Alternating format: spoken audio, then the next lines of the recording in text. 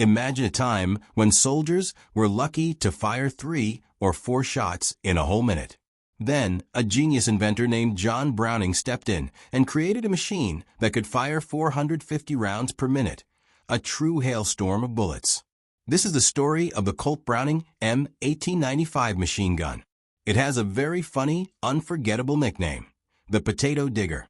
And it holds a special place in history because it was the first truly automatic weapon ever bought and used by the U.S. government. John Browning was a master of mechanical puzzles. Before the Potato Digger, he was famous for designing lever-action rifles, the kind you see cowboys use in old Western movies.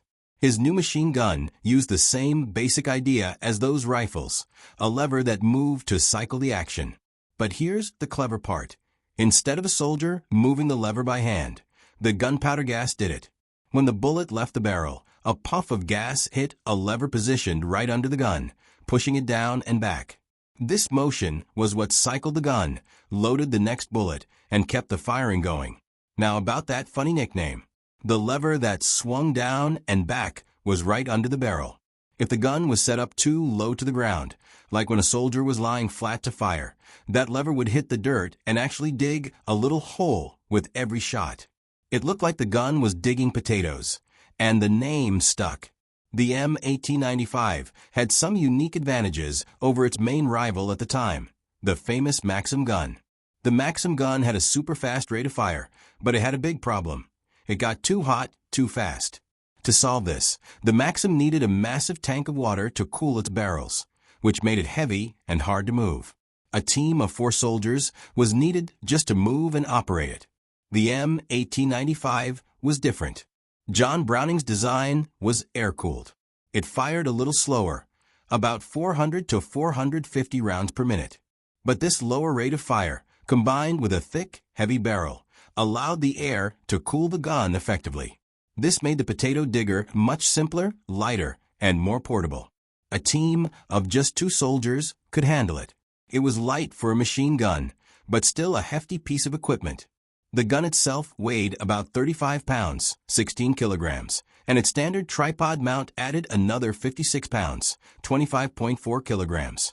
Despite being air-cooled, the M1895 still had a big issue: heat. It was known for being able to fire over 1,000 rounds in a long burst, but if you stopped firing after the barrel was glowing red, the heat trapped inside could set off the chambered bullet all by itself. This was called cooking off, and it might fire 4 or 5 extra shots before the gun cooled down. Because of this, experienced gunners learned that short bursts were better for the gun's reliability and barrel life. After a long burst, the soldier had to immediately unload the gun to prevent those dangerous accidental shots. The M1895 was a quick success. In 1896, John Browning personally demonstrated the gun for the U.S. Navy, which immediately ordered 50 of them. The Potato Digger made its American combat debut with the U.S. Marines during the Spanish-American War in 1898, specifically during the invasion of Guantanamo Bay. It gained its most lasting fame during the campaign in Cuba, thanks to a group of colorful volunteers known as the Rough Riders, led by the soon-to-be president, Theodore Roosevelt. There is a famous, slightly mixed-up story about 2 M1895 machine guns used by the Rough Riders.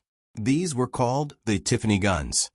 The common but wrong story is that the guns were donated by the famous jewelry store owner, Charles Louis Tiffany, or his son. The truth is that a wealthy friend of Roosevelt, William Tiffany, helped pay for one of the 2 guns himself. These weapons, chambered in the Spanish 7 by 57 mm Mauser caliber, were top-of-the-line equipment that money could buy.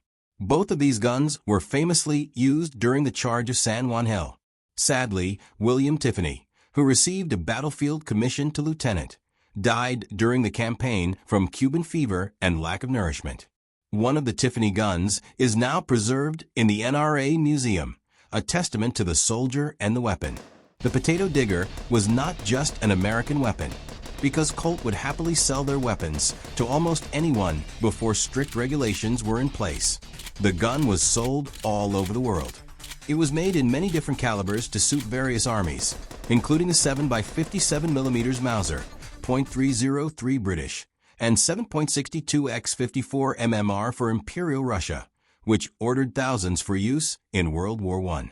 The British Merchant Marine even used the M1895 on their freighters at the beginning of World War II, sometimes receiving them as part of the Lend-Lease program. The M1895 was eventually replaced by newer, faster, and even more refined machine guns, but it remains a landmark invention. The potato digger's unique, gas-operated, lever-action design was a modification of John Browning's work on the Winchester 1886.